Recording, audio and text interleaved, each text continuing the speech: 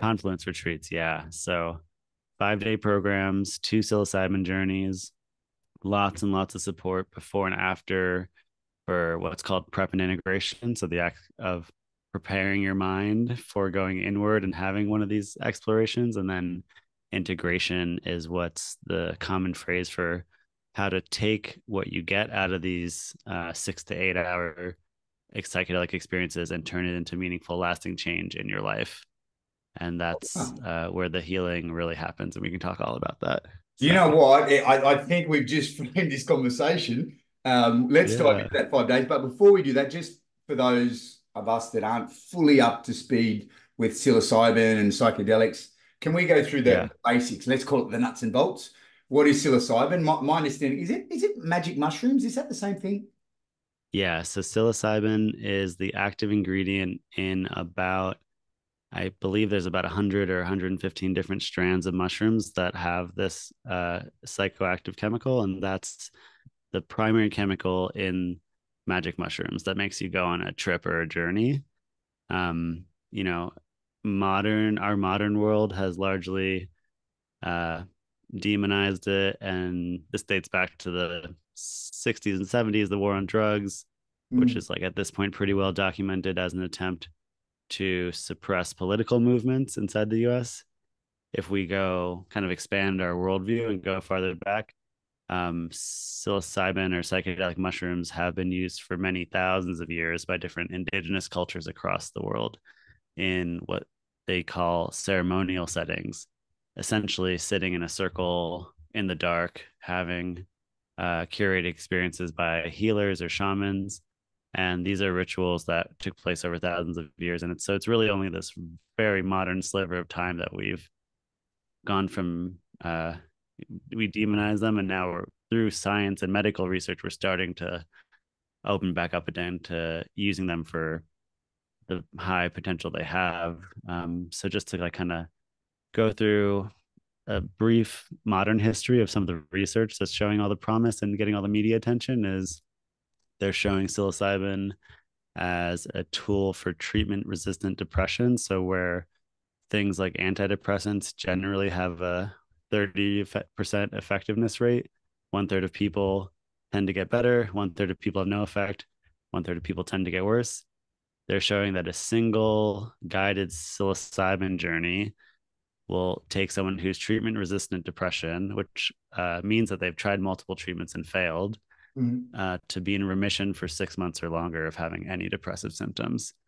So when you Oh, compare the effects of, can yeah, we just jump into that for a second? That's yeah, quite significant, isn't it? yeah, The one that I there's wanted nothing to, quite like it.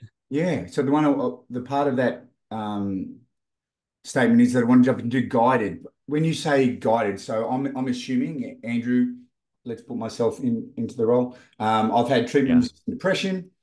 I've tried many things. It hasn't worked to the level that I'd like it to Mm-hmm. work, and those that are around me would like it to have worked. So I go Yep. to somebody that works with psilocybin, and that person that works with psilocybin, quote unquote, my guide, is that person Yeah. a psychologist, a psychiatrist, a shaman? Yeah. Who guides me?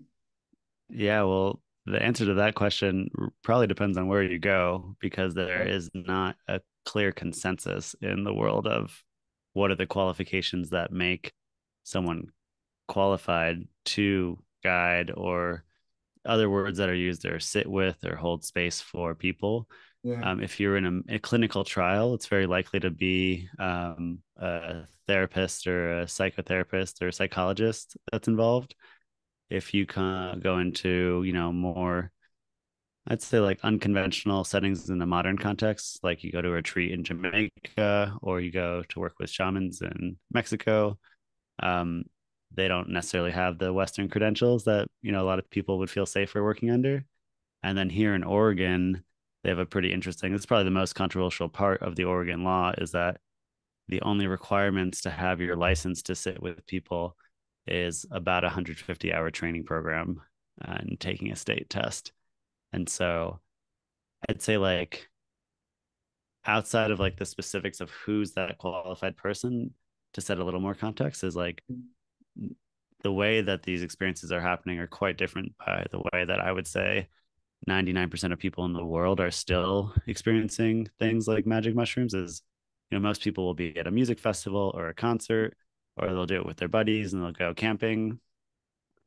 And while you can have very powerful insights and transformation, and you can still benefit from some of the neurological changes that happen from taking psilocybin, things like neuroplasticity, mental flexibility, um, I'd say it's generally seen as a consensus that doing it in as an what's called an inward journey, where you're laying on a couch or a bed with an eye mask on, listening to music, generally like classical music or music without lyrics that's been curated for the experience.